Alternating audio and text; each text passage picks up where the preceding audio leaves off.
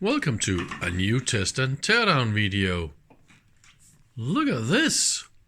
Radiometer MM1C. This one is from 1950 something. It is very, very old. What it can do is it can measure resistance, inductance and capacitance. And you just connect here on L, C, L, R, or C. It's difficult to see, isn't it? Yeah. And then you will create a circuit, a resonance circuit, and it's actually a bridge. So the other part of the bridge will be either the resistor or capacitor or inductor. And then when there is a resonance, this magic eye will give you an indication, and then you just tune for the maximum indication, and then you know you got the value you can read on this scale and in this range, for example. So if we go from 0 to 500 picofarad, put in a 220 picofarad here, then we should see around here maximum reading on the magic eye. I hope this works. I got this today and I'm really happy about it. When I was a tiny little kid, I got exactly this unit as my first instrument at a flea market, really cheap, and I used it for many years. It's very easy to use and super accurate. So I was building a lot of things using this instrument as my only reference for anything here. And so that is why it was really a lot of fun today to get my my second one. And if you look at this picture, this is my room when I was a tiny little kid. And see, there's my MM1. I have connected a 220 picofarad capacitor. I'm still in all the right ranges and stuff, so hopefully this is going to work. Are you ready? 20 watts and 16, 15, 14. All right, so let's dim the light a little bit. Let's hope. Yeah, we got green light. And we should be in this area. Oi, it works. Look at that. Bingo.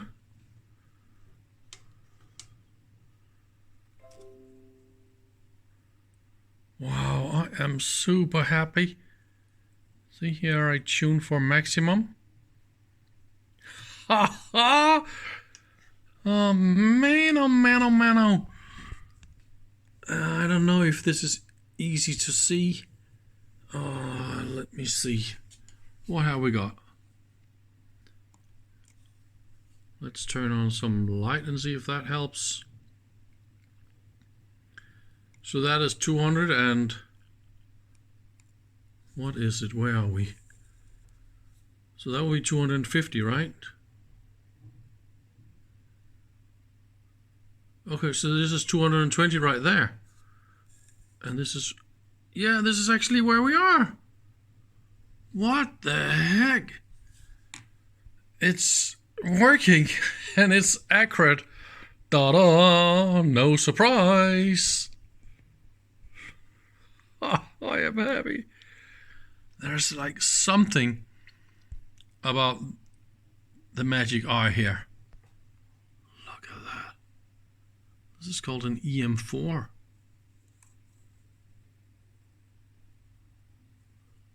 I just love those. Yeah. Here you set the sensitivity. Ooh, very sensitive. So this is a little bit too much, and then you gain down, and then you see. Wow. happy. And power usage is only 14 watts, so that is super nice. Let's look a little bit into the MM1C. So this is the very early version. Later on, the rectifier tube was replaced with a Selenium rectifier. The EM4 was replaced by EM34. And here is, I took it out, the EF12 pentode. It's located right there. Beautiful, beautiful old tube. And here we got an EAA91. This is a double diode. Look how tiny the two diodes are. So this is of course used for the detection of the peak. And I really love the voltage selectors radiometer use. Look how easy it is. Just set it up for the proper mains supply voltage. I've got some really nice capacitors. The resistor down there, I don't know if I can show you guys this, but this rectifier is a, this potmeter here. The design of this, see, there's a single resistor wire on the edge all the way around. This design, they used more or less their entire life in all their different products. Different sizes, different thickness, different this and that, but this is definitely how they figure out they could do high precision resistors for all sorts of measurements. All the different inductors and capacitors for all the measurement ranges are located right here. And of course over here, this is to the right, we got all the resistors, because this is the resistor area where we compare resistors and then show the difference on the EM4. Yeah, so this is difficult to find schematics. Actually, I gave up finding schematics online of the MM1C version. You'll be able to find the later versions easy, but not this old one. So I'm really happy this one works and everything is completely intact. Nobody changed anything in here. Now I just need to clean it up a little bit and assemble it again. So now I am assembling this unit. See, they thought about everything. And they used finger nuts, so it's easy to open it and change the tube. You don't even need tools for that. Isn't that just cute? So I guess this is 1950s. The NM versions, they're from 1960s. That is explained in the schematics. So, oops, I got one missing. I was actually lucky to get one more MM1 today. This is the much later MM1K. So everything here looks a lot more new. It's actually also wider. So the case is bigger, and they changed the way the scales are made. I can feel this is CNC'd down into some plastic. So it's much more, so like the contrast is a lot better, right? I don't know if I like the sound and the feel of this, but it is a lot easier to read. Here they also did the same, and there's a plastic coating on top of all the numbers, so it's really nice and shiny and contrast. The bad thing is this plastic indicator is broken from this one. You can see the back side of it is down here, but it's broken. So let me see if this unit works. Also, the indicator is really, what is it, fallen down or something? There is a okay feeling on the knobs, but this one I need to handle.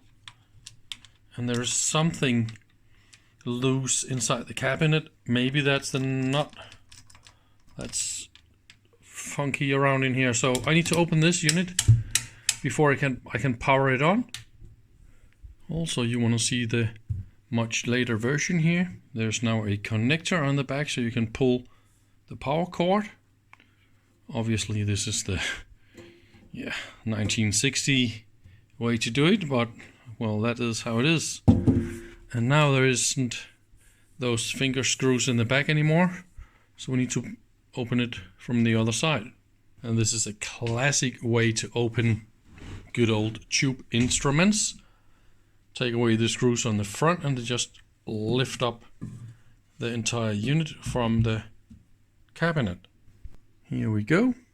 Inside the MM1K. And look what I said. Selenium rectifier. That is the new way to do it. EM34. That is the new one.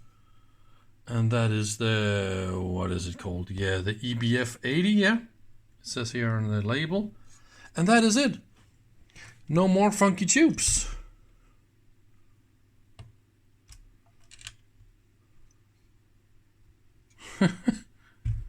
That is what we got. Nothing more.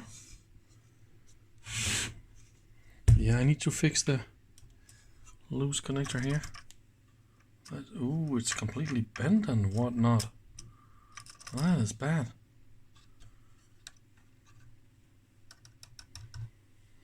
I'm looking for the diodes for the indication. Where the heck are they?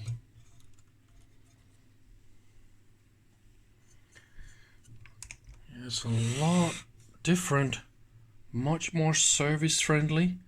You can access everything all the way around, so they really learned a lot from the previous versions. How not to do it is what I would say. This is definitely the way. Super easy, plenty of space. Let's just do it easy. No need to do it difficult, right? I really hope it works. So let me fix this and then we're going to test it. So that was easy. This was the original one, super bendy and broken.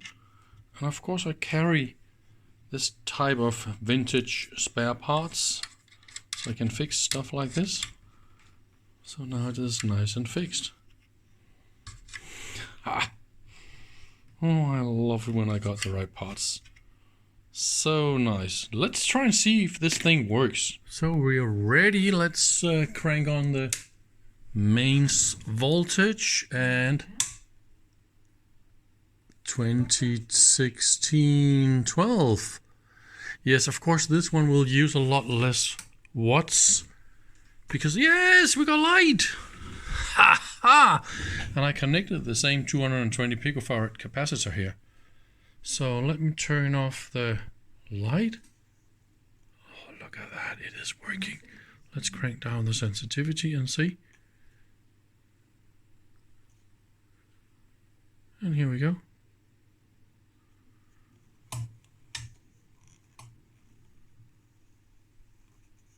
So yeah, it is definitely working, as you can see. So that means we got a new challenge. I think we're going to see if we can take away this piece of plastic, copy it, make a new one for this one. So that means we can restore it. That is the idea. Okay, so this is how it works. There's a screw in here that holds the entire nut, the knob on here, right? And then we take these two set screws, and then we'll be able to see what is going on here. So this just broke. This is just a little bit annoying, but I think I should be able to create a new one. So instead of just pulling this one out because it was under here and then it will break.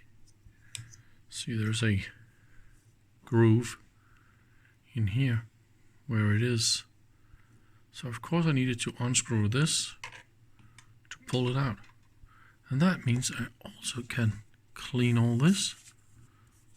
So it's going to be nice and clean. And then I can actually see the plastic is also about to break. And what you can see, if you really look careful, you can see it was milled. So this is also what I could do. And then there's this line. It's also milled and filled with some paint. So all we have to do is scan this and get all the proper measurements and make another one. Easy, easy. Just video document that I need to remember to put on those two washers. Here, I bet there's also two washers in here, right?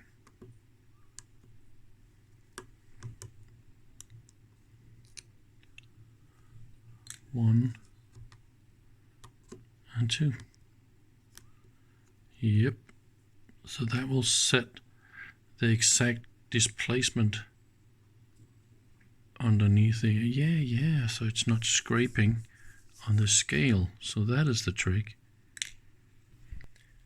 The original is acrylic and it's super brittle. It's a little bit difficult to get this thickness as well. And then I need to mill it and I don't know what. But what I could find is a polycarbonate, a little bit thinner. Yeah. But this is very, very tough. It's unbreakable, and I can cut this with a very, very big and strong scissors. So what I did is I put this here on top and then marked it all the way around, and then I also tried to mark the holes I need to drill, and then hopefully I'll be able to make a new one. So I think it went quite all right. I made a little deep scratch in here, feel a little bit of paint, and then cleaned it off. And I mean, from a distance, I mean, if I made both of them, you probably couldn't tell. So my idea is to screw this on top of that one, and then drill through the hole here, so to make sure that the center hole is in the middle and all that kind of stuff. At least it looks like this is what they have done too. So far, I think that worked out quite all right. So now, we're just going to go and assemble all this kind of stuff here. I removed this groove holder ring here, so I could easier mount it again. So this is my homemade one. I mount it over here because this scale here is not so super important, and I keep the original over here because this is the super important scale. Also see a little bit of funny things. The text out here is something you can't really see normally because there's this black ring mounted here, but it says a little bit funny things about what material it's made of. Says from factory, and then this factory number. So that is probably the part number. It says here outside diameter 135 and then hole 20. So I don't know, 20 millimeters here maybe. I don't know. No, it's not. But it's really, really nice. I could also clean it a little bit better here. So now I am done. And from a distance, I think it is not that bad after all. Really? Let's turn off the light and see how it went. The left side, let's measure our 220 picofarad. Here's of course what I did. I put on this knob and then I fine-tuned for exactly a peak at 220 here. Haha.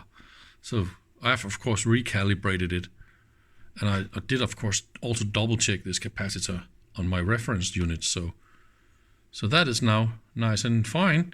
And another fun thing about this unit is when you're in capacity like this, then you're searching for a positive peak like this, right? And then we go in LF, and I am now in 1 kilo ohm range, and this is 470 ohms. Here we go.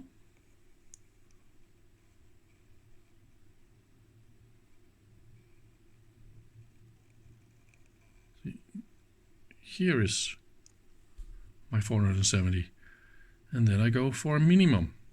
So that's just how it works. But anyway, thank you very much for watching. That was all I wanted to say. See you tomorrow. Bye bye.